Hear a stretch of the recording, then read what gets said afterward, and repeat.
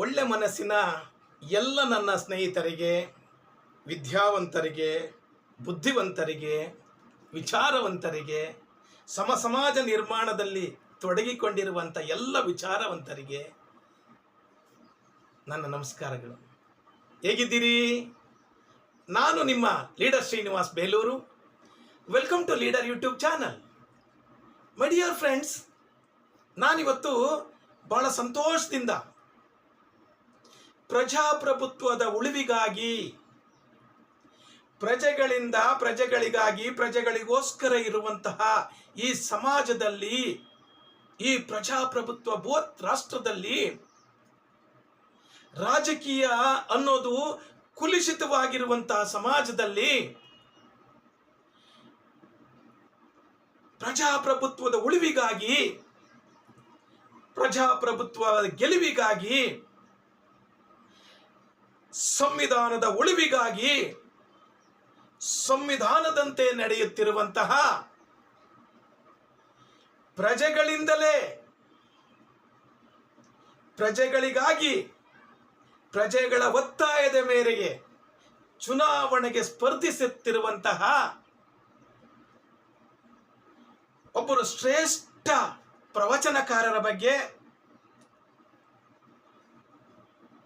ನಾನು ಒಬ್ಬ ಏಕೈಕ ರಾಜ್ಯದಲ್ಲೇ ಏಕೈಕ ಜನಪ್ರತಿನಿಧಿ ಆಗಲಿಕ್ಕೆ ಹೊರಟಿರುವಂಥ ಏಕೈಕ ವ್ಯಕ್ತಿಯ ಬಗ್ಗೆ, ಒಂದು ಶಕ್ತಿಯ ಬಗ್ಗೆ, ಒಬ್ಬರು ಸ್ವಾಮೀಜಿಯ ಬಗ್ಗೆ ನಾನು ತಿಳಿಸ್ಲಿಕ್ಕೆ ಬಯಸ್ತಿದ್ದೇನೆ.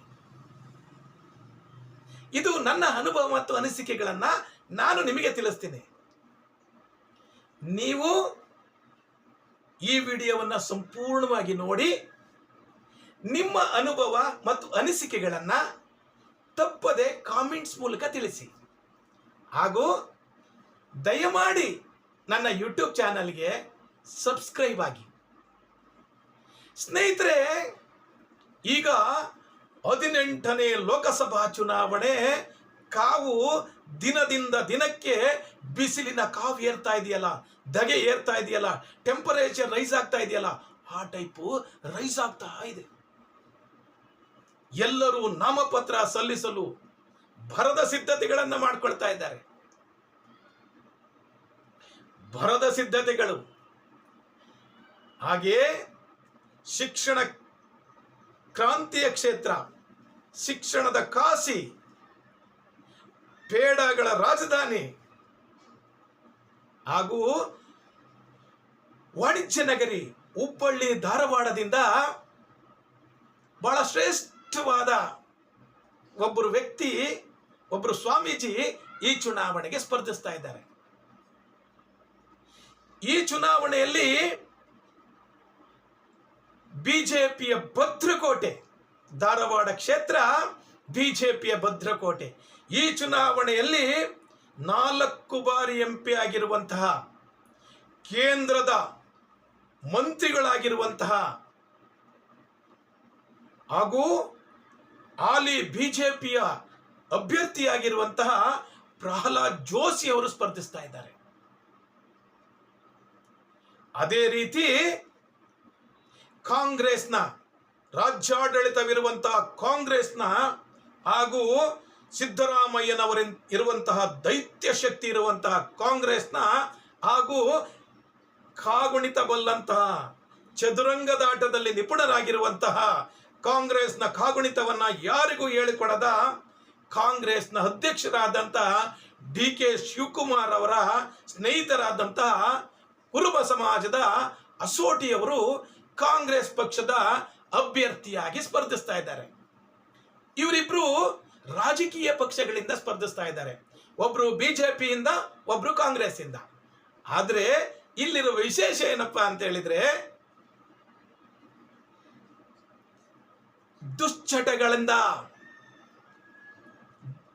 ದುಶ್ಚಟಗಳಿಂದ ಜನರನ್ನ ದೂರ ಮಾಡಲಿಕ್ಕೆ ಅನೇಕ ಪ್ರವಚನಗಳನ್ನ, ದುಶ್ಚಟಗಳ ಭಿಕ್ಷೆ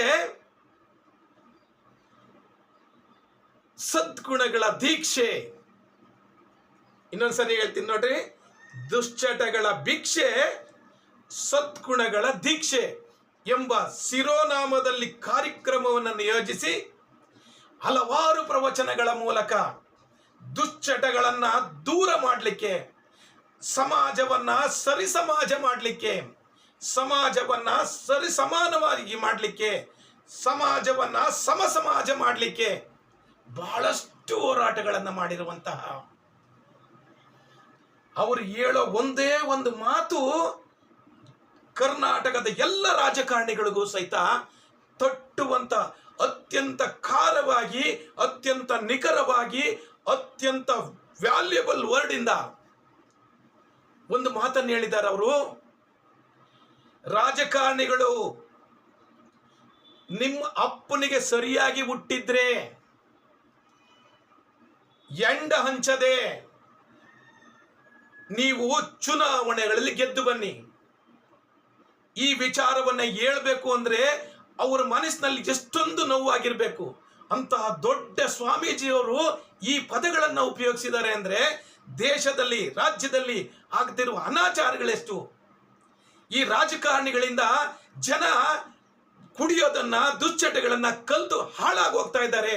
ಅವರನ್ನ ಸರಿದಾರಿ ತರಬೇಕು ಅಂತ ಸ್ವಾಮೀಜಿ ಅತ್ಯಂತ ಕಠೋರವಾಗಿ ಈ ವಿಚಾರವನ್ನ ಜನರ ಮುಂದೆ, ಲಕ್ಷಾಂತರ ಸಾವಿರಾರು ಜನರ ಮುಂದೆ, ಭಕ್ತಗಣಗಳ ಮುಂದೆ ಪ್ರವಚನದ ಸಮಯದಲ್ಲಿ ಹೇಳಿದ್ದಾರೆ. ಅವರು ಅದೇ ಹೇಳಿದ್ದಾರೆ, ಇನ್ನೊಂದು ಮಾತನ್ನು ಹೇಳಿದ್ದಾರೆ, ನಮಗೂ ಅವ್ರಿಗೂ ಯಾವುದೇ ಸಂಬಂಧ ಇಲ್ಲ ಅಂತ, ನಾವೇ ಅವ್ರನ್ನ ಬೀಗರು ಮಾಡ್ಕೋಬೇಕಾಯ್ತಾ ಅಂತ. ಇಂಥ ಅತ್ಯಂತ ಸತ್ಯಶೀಲರು, ನುಡಿದಂತೆ ನಡೆಯುವರು, ವಿಚಾರವಂತರು, ಸಮಾಜವಾದಿಗಳು, ಸಮಾಜ ನಿರ್ಮಾಣಕ್ಕೆ ಹೋರಾಟ ಮಾಡ್ತಿರುವಂತಹ ಪ್ರಜ್ಞಾವಂತರು, ವಿಚಾರವಂತರಾದ ಸ್ವಾಮೀಜಿಗಳು ಈ ದುಶ್ಚಟಗಳಾದಂತಹ ಈ ಬೀಡಿ ಸಿಗರೇಟು, ಮದ್ಯಪಾನ, ತಂಬಾಕು ಸೇವನೆ, ಈ ಇಸ್ಪೀಟು, ಈ ಓಸಿ, ಈ ಎಲ್ಲವನ್ನ ನಿರ್ಮೂಲ ಮಾಡಬೇಕು, ನಿರ್ನಾಮ ಮಾಡಬೇಕು, ನಿರ್ಮೂಲನೆ ಮಾಡಬೇಕು ಅಂತ ಬಹಳಷ್ಟು ಹೋರಾಟಗಳನ್ನ ಮಾಡಿದ್ದಾರೆ. ಸುಮಾರು 115 ಹಳ್ಳಿಗಳಿಗೆ ಪ್ರವಾಸ ಮಾಡಿ ಪ್ರವಚನಗಳನ್ನು ಮಾಡಿದ್ದಾರೆ. ಇಂತಹ ಒಂದು ಅದ್ಭುತ ಸ್ವಾಮೀಜಿ ಈಗ ಧಾರವಾಡ ಕ್ಷೇತ್ರದಲ್ಲಿ ಚುನಾವಣೆಗೆ ಸ್ಪರ್ಧಿಸ್ತಾ ಇದ್ದಾರೆ. ಪಕ್ಷೇತರರಾಗಿ ಸ್ಪರ್ಧಿಸ್ತಾ ಇದ್ದಾರೆ. ಅವ್ರಿಗೆ ಯಾರು ಒತ್ತಾಯ ಮಾಡ್ತಿರಾರಪ್ಪ ಅಂದ್ರೆ ಪ್ರಜೆಗಳು, ಮತದಾರ ಬಂಧುಗಳು, ಮತದಾರ ಪ್ರಭುಗಳು ಹಾಗೂ ಅವರ ಅಪಾರವಾದ ಭಕ್ತ ಸಮೂಹ, ಅಪಾರವಾದ ಭಕ್ತ ಸಮೂಹ. ಇದು ನಿಜವಾದ ಪ್ರಜಾಪ್ರಭುತ್ವ, ಇದು ನಿಜವಾದ ಸಂವಿಧಾನ. ಪ್ರಜೆಗಳು ತಮಗೆ ಬೇಕಾದವರನ್ನ ಚುನಾವಣೆಗೆ ನಿಲ್ಲಿಸಿ, ಅವರನ್ನ ಚುನಾಯಿಸಿ ತಮ್ಮ ಪ್ರತಿನಿಧಿಗಳನ್ನ ಮಾಡಿಕೊಂಡು ತಮ್ಮ ಕೆಲಸ ಕಾರ್ಯಗಳನ್ನ ಅವರ ಮೂಲಕ ಮಾಡಿಸ್ಕೊಳ್ತಾರಲ್ಲ, ಅದೇ ನಿಜವಾದ ಪ್ರಜಾಪ್ರಭುತ್ವ. ಕರ್ನಾಟಕದಾದ್ಯಂತ ಇರುವ ಏಕೈಕ ವ್ಯಕ್ತಿ ಹಣ ಹಂಚದೆ, ಎಂಡ ಹಂಚದೆ, ಯಾವುದೇ ಕೆಟ್ಟ ಆಶ್ವಾಸನೆ ಕೊಡದೆ, ಧರ್ಮಗಳ ಮಧ್ಯೆ ಬೆಂಕಿ ಹಚ್ಚದೆ, ಅಧರ್ಮದ ಮಾತಾಡದೆ, ಇನ್ನೊಬ್ಬರನ್ನ ನಿಂದಿಸದೆ ಈ ಚುನಾವಣೆಯಲ್ಲಿ ಪ್ರಬಲವಾಗಿ ಪಕ್ಷೇತರರಾಗಿ ಸ್ಪರ್ಧಿಸ್ತಾ ಇದ್ದಾರೆ ಅಂದ್ರೆ ಧಾರವಾಡ ಕ್ಷೇತ್ರದ ಜನದ ಪುಣ್ಯದ ಕೆಲಸ, ಪುಣ್ಯ. ಸ್ನೇಹಿತರೆ, ಇವರು ಚುನಾವಣೆ ನಿಂತ್ಕೊಂಡ್ರೆ ಬಿಜೆಪಿಯ ಭದ್ರಕೋಟೆ ಛಿದ್ರವಾಗುತ್ತೆ ಅಂತ ಹೈಕಮಾಂಡ್ಗೂ ಗೊತ್ತಾಗಿದೆ, ಹಾಗೂ ರಾಜ್ಯಾಧ್ಯಕ್ಷರಂತ ವಿಜಯೇಂದ್ರ ಹಾಗೂ ಅವರ ತಂದೆ ಯಡಿಯೂರಪ್ಪನವರಿಗೆ ಗೊತ್ತಾಗಿ ಅವರು ಸ್ವಾಮೀಜಿಯವರು ಇಲ್ಲಿಗೆ ಬಂದು ಪರಿಪರಿಯಾಗಿ ಬೇಡ್ಕೊಂಡಿದ್ದಾರೆ. ಯಾಕೆ ಬೇಡ್ಕೋಬೇಕು? ಅವರ ಪಕ್ಷ ಉಳಿಬೇಕು, ಅವರ ಮಗ ಅಧಿಕಾರದಲ್ಲಿರಬೇಕು, ಪ್ರಜಾಪ್ರಭುತ್ವ ಉಳಿಬೇಕು, ಸಂವಿಧಾನ ಉಳಿಬೇಕು, ದೇಶ ಉಳಿಬೇಕು ಅಂತಲ್ಲ. ಇಲ್ಲಿ ಧಾರವಾಡದಲ್ಲಿ ಜೋಸಿಗೆ ಎಫೆಕ್ಟ್ ಆಯ್ತು ಅಂದ್ರೆ, ಬಹುಸಂಖ್ಯಾತರಾದ ಲಿಂಗಾಯತರು ಸ್ವಾಮೀಜಿಯ ಬೆನ್ನೆಲುಬಿ ನಿಂತ್ಕೊಂಡ್ರಿ ಅಂದ್ರೆ, ಅಲ್ಲಿ ಶಿವಮೊಗ್ಗದಲ್ಲಿ ಬಹುಸಂಖ್ಯಾತರಾದಂಥ 1 ಲಕ್ಷಕ್ಕಿಂತ ಅಧಿಕ ಸಂಖ್ಯೆಯಲ್ಲಿರುವ ಬ್ರಾಹ್ಮಣರು ಕಾಂಗ್ರೆಸ್ಗೋ ಅಥವಾ ಬೇರೆಯವರಿಗೂ ಓಟ್ ಹಾಕೋ ಸಾಧ್ಯತೆ ಇದೆ. ಈ ಈಶ್ವರಪ್ಪನವ್ರಿಗೋ ಅಥವಾ ಬೇರೆಯವ್ರಿಗೋ ಓಟ್ ಹಾಕೋ ಸಾಧ್ಯತೆ ಇದೆ. ಅದನ್ನ ಮನಗಂಡ ಯಡಿಯೂರಪ್ಪ ಅಂಡ್ ಅವರ ಮಗ ಪರಿಯಾಗಿ ಬೇಡ್ಕೊಂಡ್ರು, ದುಸ್ಸಾಹಸ ಮಾಡಬೇಡಿ ನೀವು ಅಂತ ಹೇಳಿದ್ರು. ಆದರೂ ಸಹಿತ ಸ್ವಾಮೀಜಿಯವರು ದಿಟ್ಟ ಹೆಜ್ಜೆಯನ್ನ ಇಟ್ಟಿದ್ದೀನಿ, ಹಿಂದಕ್ಕೆ ತೆಗೆದುಕೊಳ್ಳುವುದಿಲ್ಲ, ನಾನು ಮಾಡ್ತಿರೋದು ದುಸ್ಸಾಹಸ ಅಲ್ಲ, ನಿಂತ್ಕೊಂತಿರೋ ಚುನಾವಣೆಗೆ ಫಲಿತಾಂಶದಿದ್ದ ದಿನ ಯಾರು ದುಸ್ಸಾಹಸ ಮಾಡ್ತಾ ಇದ್ದಾರೆ ಅನ್ನೋದನ್ನ ಮನಗಾಣಿ ಅಂತ ಸನ್ಮಾನ್ಯ ಯಡಿಯೂರಪ್ಪನವ್ರಿಗೂ ಸಹಿತ ಹೇಳಿ ಕಳಿಸಿದಾರಂತೆ. ಹಾಗೆಯೇ ನಾಳೆ ಬೆಳಿಗ್ಗೆ 11 ಗಂಟೆಗೆ ಪಕ್ಷೇತರ ಅಭ್ಯರ್ಥಿಯಾಗಿ ಚುನಾವಣೆಗೆ ನಾಮಪತ್ರ ಸಲ್ಲಿಸ್ತಾ ಇದ್ದಾರೆ. ಅಖಂಡವಾದ ಭಕ್ತ ಸಮೂಹದೊಂದಿಗೆ, ಸ್ವಾಭಿಮಾನಿ ಮತದಾರ ಬಂಧುಗಳೊಂದಿಗೆ ಅಪಾರವಾದ ಶಕ್ತಿ ಪ್ರದರ್ಶನವನ್ನು ಮಾಡ್ತಾ ಇದ್ದಾರೆ. ಸ್ನೇಹಿತರೆ, ಇದೇ ನಿಜವಾದ ಪ್ರಜಾಪ್ರಭುತ್ವ. ಯಡಿಯೂರಪ್ಪನವರ ಸಂಧಾನ ವಿಫಲ, ಸ್ವಾಮೀಜಿ ಅವರು ನಾಮಪತ್ರ ಸಲ್ಲಿಕೆ. ನನ್ನ ಆತ್ಮೀಯ ಧಾರವಾಡದ ಎಲ್ಲ ಪ್ರೀತಿಯ ವಿಚಾರವಂತ ಸ್ನೇಹಿತರಿಗೆ ನನ್ನ ಮನವಿ ಏನಪ್ಪಾ ಅಂತ ಹೇಳಿದ್ರೆ, ದುಶ್ಚಟಗಳನ್ನ ನನ್ನ ಜೋಳಿಗೆಗೆ ಹಾಕಿ ಸದ್ಗುಣಗಳನ್ನ ನಿಮಗೆ ದಾರಿ ಎರಿತೀನಿ ಅಂತ ಹೇಳಿದಂತ ಸ್ವಾಮೀಜಿಗೆ ಯಾವುದೇ ಮತಭೇದವಿಲ್ಲದೆ, ಯಾವುದೇ ಆಮಿಷಗಳಿಗೆ ಬಲಿಯಾಗದೆ, ಯಾರ ಮಾತನ್ನು ಕೇಳದೆ, ಎಲ್ಲ ಪಕ್ಷದ ಎಲ್ಲ ಜನ ಅವರ ಜೋಳಿಗೆಗೆ ಮತ ಹಾಕಿ, ಅವರ ಚಿಹ್ನೆಗೆ ಮತ ಹಾಕಿ ಪ್ರಜಾಪ್ರಭುತ್ವವನ್ನ, ಸಂವಿಧಾನವನ್ನ, ದೇಶವನ್ನ ಉಳಿಸ್ತೀರಾ ಅಂತ ನಾನು ನಂಬಿಕೊಂಡಿದ್ದೀನಿ. ಇದು ನನ್ನ ಅಭಿಪ್ರಾಯ. ಅಥವಾ 4 ಸಾರಿ ಗೆದ್ದು 5ನೇ ಸಾರಿ ಚುನಾವಣೆಗೆ ಸ್ಪರ್ಧಿಸಿರುವಂತಹ ಕೇಂದ್ರ ಸಚಿವರಾದಂತಹ ಜೋಶಿಯವರನ್ನ ಗೆಲ್ಲಿಸ್ತಿರೋ, ಅಥವಾ ರಾಜ್ಯದಲ್ಲಿ ಪ್ರಬಲವಾಗಿರುವಂತಹ ಹಾಗೂ ಉಚಿತಗಳ ಸರದಾರರಾಗಿರುವಂತಹ ಕಾಂಗ್ರೆಸ್ ಪಕ್ಷವನ್ನ ನೀವು ಗೆಲ್ಲಿಸ್ತಿರೋ, ನೀವು ಯೋಚನೆ ಮಾಡಿ ಮತ ಹಾಕಿ. ಹಾಗೂ ಈ ವಿಚಾರ ಬಗ್ಗೆ, ಇದು ನನ್ನ ಅಭಿಪ್ರಾಯ, ಈ ವಿಚಾರದ ಬಗ್ಗೆ ನಿಮ್ಮ ಅಭಿಪ್ರಾಯ, ಅನಿಸಿಕೆಗಳನ್ನ ಕಾಮೆಂಟ್ಸ್ ಮೂಲಕ ತಿಳಿಸಿ.